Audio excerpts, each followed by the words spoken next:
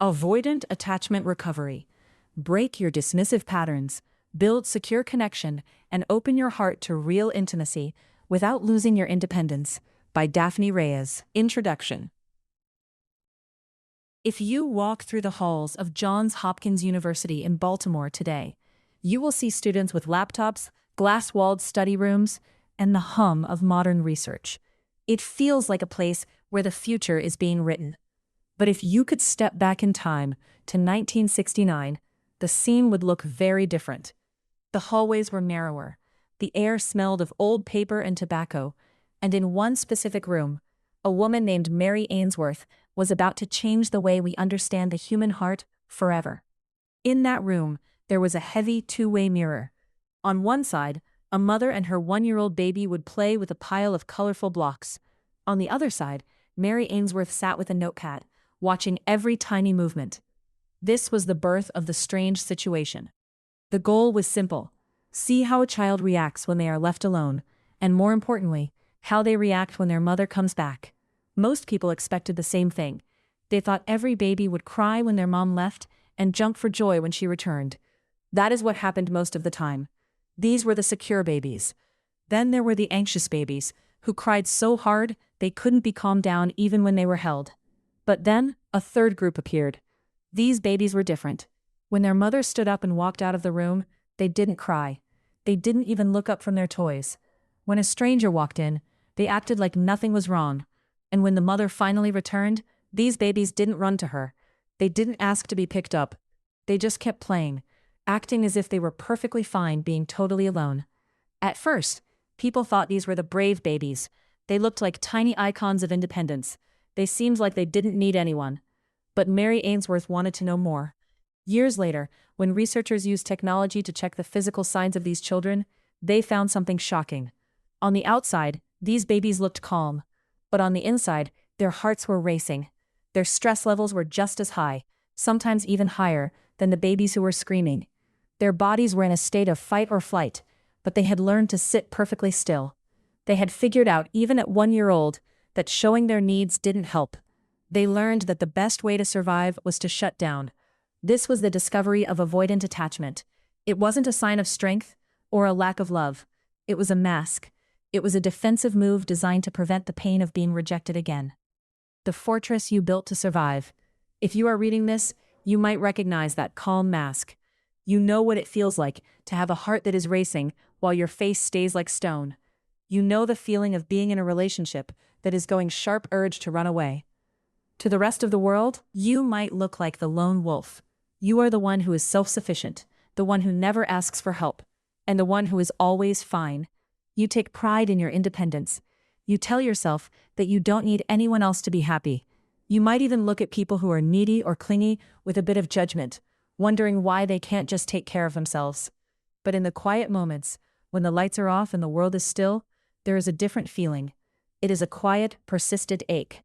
It is the realization that while no one can hurt you inside your fortress, no one can truly reach you either. The struggle you face every day is a tug of war. On one side is the desire to be loved, to be seen, and to have someone you can truly lean on. On the other side is a terrifying fear that if you let someone in, you will lose yourself. You fear that intimacy is a trap, a cage that will slowly take away your freedom until there is nothing left of the person you worked so hard to become. So, you use deactivating strategies. You focus on a partner's small flaws, the way they chew, the way they laugh, or a minor disagreement, and you use those things as an excuse to pull back. You might find yourself ghosting people just as things get serious. You might stay in relationships with people who are unavailable, so you never have to face real closeness. Or you might simply stay polite but shallow, keeping everyone at a distance of exactly 3 feet. It is exhausting to live this way. It is a constant state of hypervigilance, always looking for the exit sign, always waiting for the moment the other person asks for too much. You aren't cold, and you aren't broken. You are just using a survival strategy that you learned a long time ago.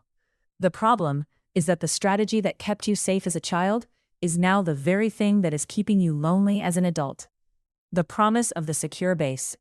This book is not about fixing you, because you are not a project. It is about helping you upgrade your internal map. The goal of our journey together is to transform you from a lone wolf into a secure connector. A secure connector is someone who understands a beautiful secret. True independence is fueled by connection. When you have a secure base, a person you know has your back no matter what, you don't become weaker. You actually become stronger. You become more willing to take risks in your career, more creative in your hobbies, and more confident in who you are. Think of it like a mountain climber. A climber isn't weak because they use a safety rope. The rope is what allows them to climb higher and push harder than they ever could alone. By the time you finish these chapters, you will be able to stay present when things get emotional instead of short-circuiting and shutting down. Set healthy boundaries that feel like safety instead of building walls that feel like a prison. Communicate your needs clearly without feeling like you are losing or giving up your power. Identify the bricks in your invisible fortress and learn how to lower the gate without tearing the whole building down. Build a relationship where you can be fully yourself and fully connected at the same time. This isn't a fairy tale where you suddenly become a different person. You will still value your autonomy. You will still love your quiet time. But you will no longer be a slave to the fear of being suffocated. You will learn that you can have your room of your own and still have a home to share with someone else. The evidence for this change is found in the work of people like Mary Ainsworth and John Bowlby, but it is also found in the stories of thousands of people who have earned their security. Science shows that our brains are plastic. We can literally rewire our attachment systems through conscious effort and new experiences. You aren't stuck with the blueprint you were given as a child. You have the power to draw a new one. The Architect of Elliott Bay. To see how this works in the real world, we need to go to Seattle, Washington. Imagine a minimalist apartment overlooking Elliott Bay. The walls are mostly glass, the furniture is expensive but sparse, and everything is in its exact place. This is the home of Julian Vane. Julian is 34 years old and a senior architect at a top firm. He is brilliant at designing structures. He understands how to balance weight, how to use light, and how to create buildings that stand strong against the wind. But when it comes to his personal life, Julian's structures are much more fragile. Julian is a master of the 3-month fade. He meets someone interesting, they go on a few great dates, and everything feels easy. But the moment the other person asks for more we time, the moment they ask to leave a toothbrush at his place or want to plan a vacation 6 months away, Julian feels a physical sensation of suffocation. It feels like the walls are closing in.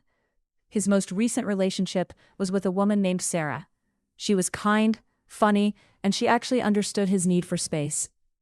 But last Tuesday, Sarah asked if she could keep a few things in his bathroom cabinet, so she didn't have to carry a bag every time she stayed over. In Julian's mind, that wasn't just a request for a cabinet. It was an invasion. He felt a surge of panic. That night, after she left, he sat on his designer sofa and looked at his perfectly curated, empty apartment. He felt a sudden sharp pang of hollowness. He had his independence. He had his silence. He had his freedom. But he also had a growing realization that he was building a life that no one else was allowed to live in. Julian is at a crossroads. He is beginning to see that his lone wolf lifestyle, which he always thought was a choice, might actually be a cage. He wants to love Sarah, but he doesn't know how to do it without losing Julian.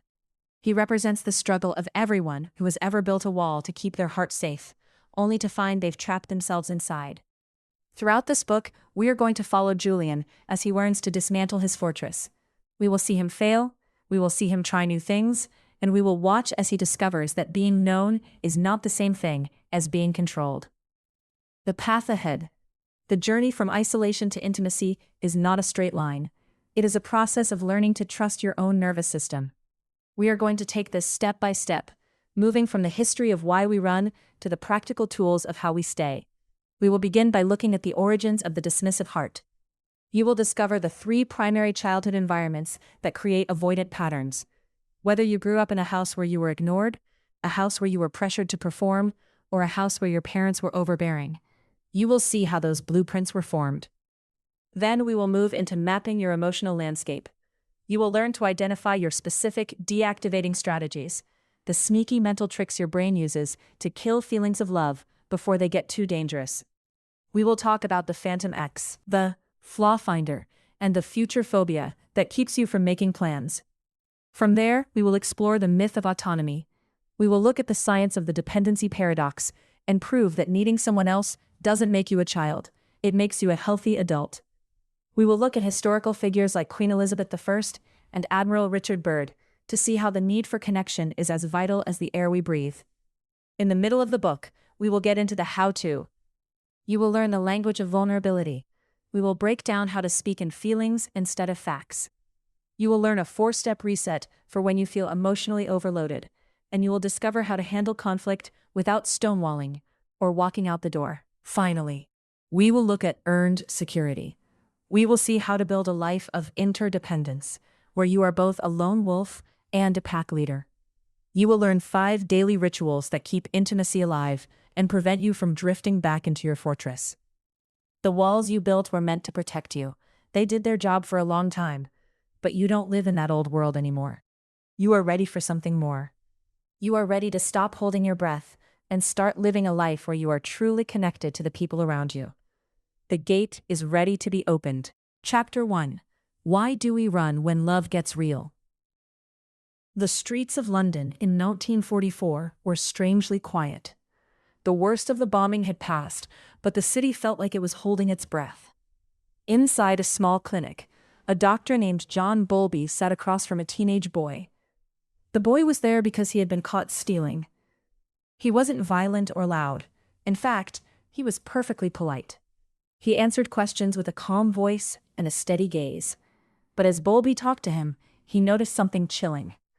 The boy didn't seem to care about the people he had hurt. He didn't even seem to care about his own future. It was as if his heart had been packed in ice. Bowlby called these children affectionless. To the rest of the world, they were just bad kids or juvenile thieves. People thought they lacked a moral compass. But Bowlby was a man who liked to look under the hood of the human mind. He didn't believe these 44 children were born without feelings. He suspected that something had happened to turn their feelings off. He began to dig into their pasts, looking for a pattern. He found that many of these children had one thing in common. They had been separated from their mothers or caregivers for a long time when they were very small.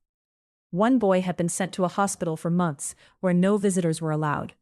Another had been moved from one foster home to another, never staying long enough to learn a name. Bowlby realized that these children hadn't lost their ability to love. They had given it up. When the person you need most disappears, the pain is too much for a child to handle. To survive, the mind builds a wall. It decides that if it never needs anyone again, it can never be hurt again. This was the birth of what we now call avoidant attachment. It wasn't a flaw in their character. It was a survival strategy. The frozen heart. Bowlby's study of the 44 juvenile thieves changed how we think about love. Before his work, many experts thought that as long as a child was fed and kept warm, they would be fine. Bowlby proved that humans have a biological hunger for connection that is just as strong as the hunger for food. When that hunger isn't met, the attachment system in the brain starts to malfunction. Think of your attachment system like a thermostat in a house. In a healthy house, the thermostat keeps the temperature just right. When it gets too cold, you feel lonely. It turns on the heat. You look for a hug or a conversation. When it gets too hot, you feel crowded. It clicks off for a bit. But for the children Bowlby studied, the thermostat was broken. They had learned that the heat of love was unreliable. Sometimes it was there, and sometimes it vanished without warning, leaving them to freeze. Eventually, they just ripped the thermostat off the wall. They decided to stay cold because cold was predictable. We talk about. It is a mental wall made of bricks like I don't need anyone, and I'm better off alone. In the beginning, this fortress is a lifesaver. It keeps the child safe from the agony of loss. But as the child grows into an adult, the fortress stays standing. The walls that once protected the child now start to trap the adult. They find themselves running away from the very thing they actually want, a real, deep connection with another person. A night in Seattle. 3,000 miles away and 80 years later, Julian Vane sat in his minimalist apartment in Seattle. The walls were a soft gray, and every book on his shelf was perfectly aligned. It was a Tuesday night, and the city lights of Elliott Bay twinkled outside his floor-to-ceiling windows. He had a glass of expensive wine in his hand and a heavy silence in his chest. His phone buzzed on the marble coffee table. It was a text from Sarah, They had been seeing each other for exactly 3 months. She was kind, smart, and she made him laugh in a way that usually made him uncomfortable. Her text was simple. I had such a great time last night. I was thinking, maybe I could leave a toothbrush at your place. Julian felt a physical jolt in his stomach. It wasn't butterflies. It was the feeling of a door locking. Suddenly, the wine tasted sour. He looked around his beautiful, quiet apartment and felt like the walls were closing in. To anyone else, the toothbrush is just plastic and bristles. To Julian, it was a GPS tracker. It was an anchor. It was the first step toward Sarah taking over his life, his space, and his air. He didn't text back. Instead, he put his phone face down. He told himself she was being too pushy. He started a mental list of all the things he didn't like about her. She talked too much during movies. She wore too much perfume. She was too much. By the time he went to bed, he had convinced himself that breaking up with her was the only logical thing to do. He felt a sense of relief wash over him as he decided to ghost her. He was free again. But as he lay in the dark, he felt a sharp, hollow ache. He was the king of his fortress, but he was the only one in it. The science of the shutdown.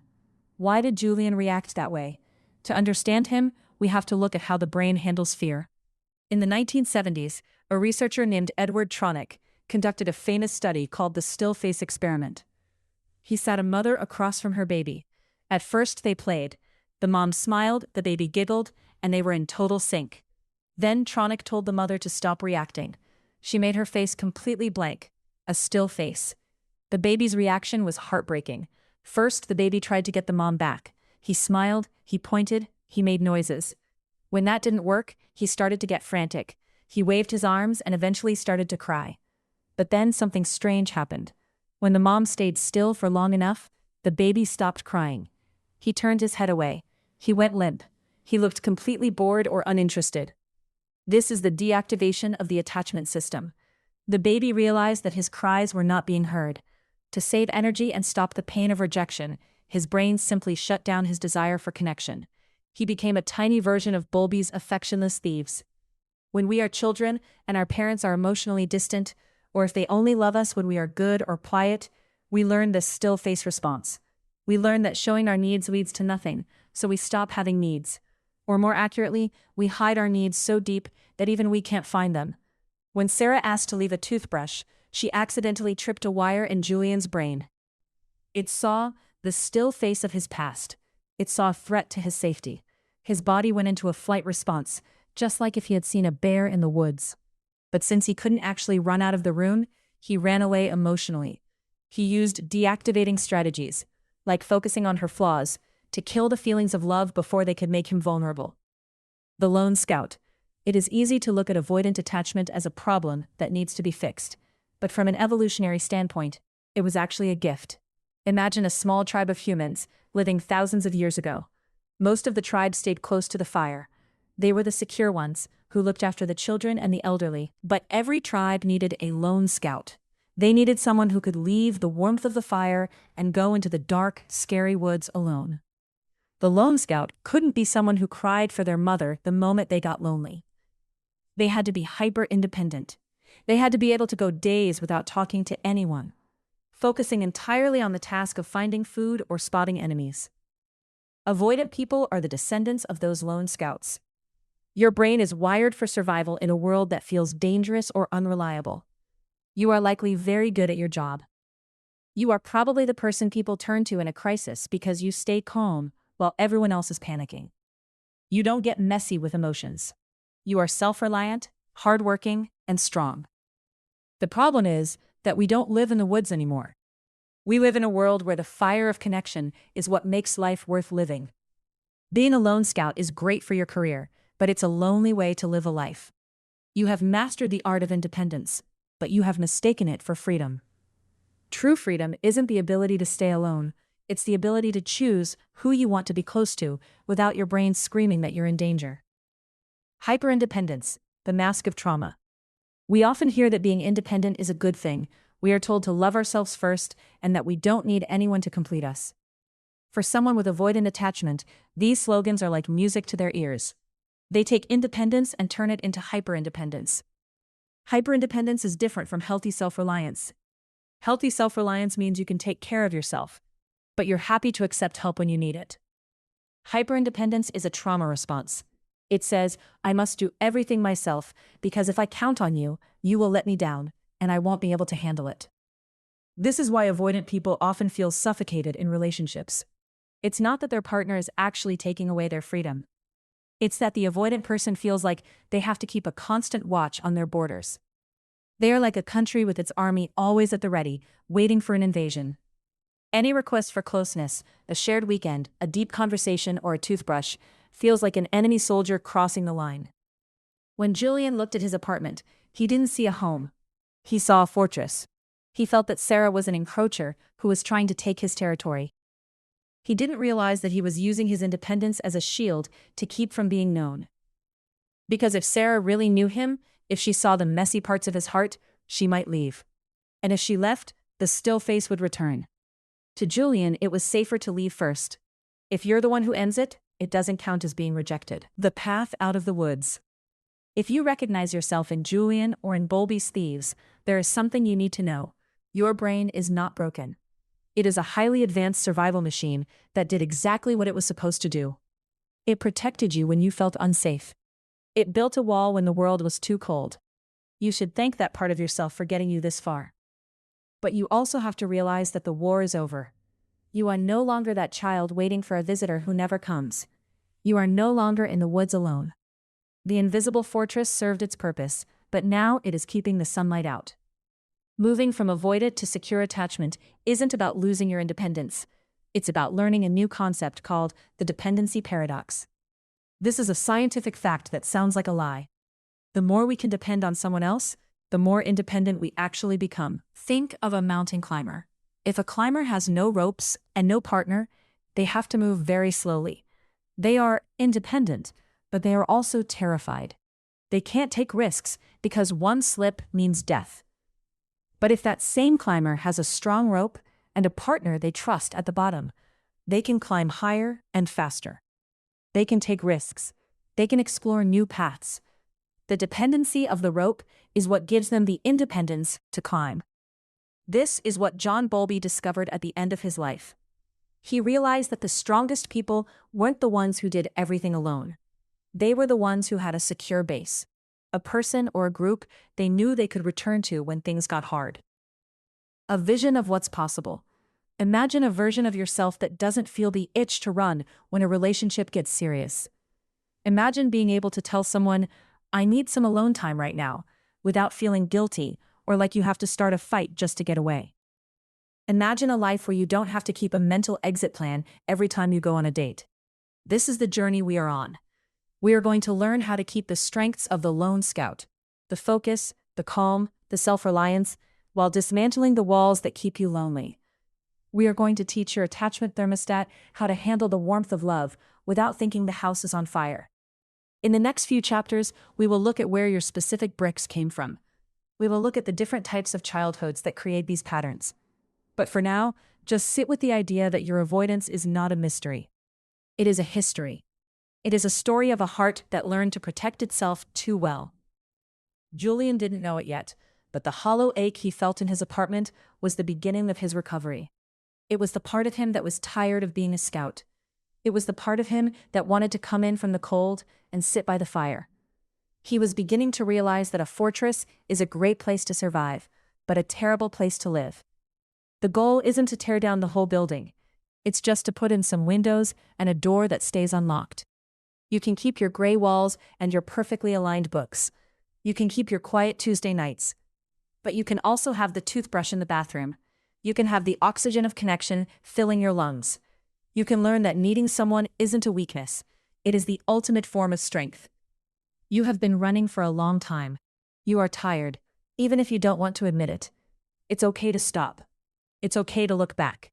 It's okay to let someone catch up to you. The woods are behind you, and the fire is just ahead. Chapter 2. The Invisible Fortress. Understanding the Avoidant Mindset. A man sits in the cockpit of a silver plane, high above the clouds. He is breaking world records, flying faster and further than anyone ever has. He is a hero, a billionaire, and the most famous face in America. He is the master of his own fate. Another man sits in a dark hotel room in Las Vegas. The windows are taped shut with black plastic. He hasn't cut his fingernails in months.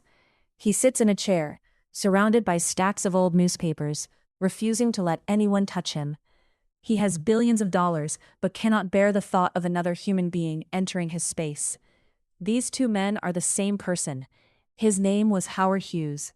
Most people remember him for his money or his movies, but his life tells a much deeper story about what happens when we decide that other people are a threat to our freedom. Howard Hughes was the ultimate lone wolf. Early in his life, he learned that he couldn't rely on people to give him what he needed. His mother was obsessed with his health, constantly checking him for germs and illness. His father was a businessman who was often gone. By the time he was a young man, Howard had decided that the only way to be safe was to be in total control. He didn't just want to be successful, he wanted to be untouchable. He bought airlines, movie studios, and huge pieces of land. But as he got richer, his world got smaller. He married beautiful women, but he couldn't let them get close. He would set up separate houses for them or keep them at a distance using his work as an excuse. He believed that for someone to get closer to him, he would have to lose a part of himself. In 1966, he moved into the Desert Inn in Las Vegas. He took over the top 2 floors. He didn't want to talk to the hotel owners, so he simply bought the hotel. This was his invisible fortress. It was a place where no one could tell him what to do, where no one could suffocate him with their needs. But the fortress he built to keep the world out eventually became a prison that kept him in. He died in total seclusion, a man who had conquered the sky, but was terrified of a handshake. The heart that lies. While Howard Hughes was hiding in his hotel room, a scientist named Mary Ainsworth was in Baltimore, trying to understand why some people find it so hard to be close. She wasn't looking at billionaires, she was looking at babies. She created a famous test called the strange situation.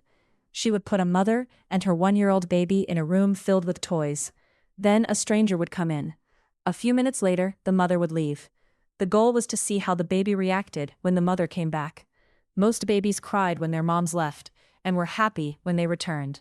But there was one group of babies that confused the researchers. When their mothers left, these babies didn't cry. They kept playing with their toys. When the mothers came back, the babies didn't run to them. They didn't even look up. They seemed totally fine. They looked independent, like little adults who didn't need anyone. For a long time, people thought these were just good babies who were very brave. But then, Mary Ainsworth and her team did something incredible. They hooked the babies up to machines that measured their heart rates. What they found changed everything. Even though the babies looked calm on the outside, their hearts were pounding. On the inside, they were just as stressed as the babies who were screaming. Their bodies were in a fight or flight mode, but they had learned to sit perfectly still. They had realized that if they showed their distress, their parents might pull away or get annoyed. To keep their parents nearby, the babies learned to hide their needs. This is the birth of the avoidant mindset. It is a mask of calm that covers a storm of worry. If you have this mindset, you might look like the most relaxed person in the room. People might call you the rock or the cool one. But inside, your heart is racing because you are constantly watching for any sign that someone is going to demand too much from you. You have built a wall to stay safe, just like Howard Hughes, but you started building it when you were still in diapers. The glass walls of Seattle. Julian Vane stood by the floor-to-ceiling windows of his office in downtown Seattle. Below him, the gray waters of Elliott Bay looked like hammered lead. He liked the view from the 42nd floor. It made the world look like a model he could move around with his fingers. It made people look small and manageable. His boss, a man named Marcus, who talked too loud and wore too much cologne, had just left his office. Marcus had offered him a seat at the big table, a partner track role. It came with a huge raise and more power, but there was a catch. The job required collaborative leadership. He would have to mentor 3 junior architects and report to a board of directors every week. Julian felt a familiar tightness in his chest. It felt like someone was wrapping a heavy blanket around his head. "I'll think about it," Julian had said, his voice flat and professional. As soon as the door closed, Julian felt the urge to grab his keys and drive until the city was a speck in his rearview mirror. To Marcus, the offer was a gift. To Julian, it felt like a trap. He thought about Sarah, the woman he had stopped texting 2 weeks ago. She had asked to leave a toothbrush at his place, and he had felt this exact